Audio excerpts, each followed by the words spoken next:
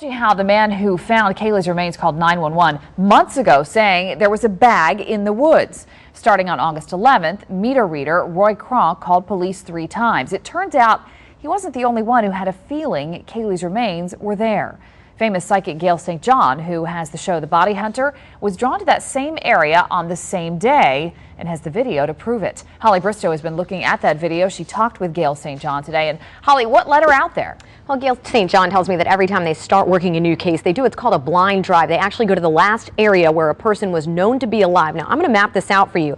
She started right here at the Anthony's home, the last place Caylee was known to be alive. She started driving this way and out towards Chickasaw Trail, and she said, you know what, things don't seem right. They turned their car around, went back by the Anthony's house, down Hope Spring Drive, took a right on Suburban Drive, and as soon as she takes that right, her reaction moments later is just chilling. Take a look. This is video taken by psychic Gail St. John's daughter on the first day their search team, the Body Hunters, began looking for Caylee Marie Anthony. In a phone interview today, St. John told me she was riding with her apprentice, a searcher, and 2 cadaver dogs, doing what they call a blind drive. They started at the Anthony's home. We just kind of try to start fresh from that scene and drive, following our feelings to the location that we feel the person's in. In this case, it didn't take St. John long. Watch as St. John takes a right on Suburban Drive, where there is now a makeshift memorial. All right, we gotta pull over, guys. I'm immediately cold here. St. John says the feeling she got that day was overwhelming. You get very sick to your stomach. You feel almost as if you've been punched in the stomach and it knocks the air out of you. St. John let her searcher out of the car with one of their cadaver dogs. I'm gonna take a buzz up here and swing back around. Driving up the road to see if the feeling got any stronger. It didn't, so she turned around and again in that same area. Something's not right here.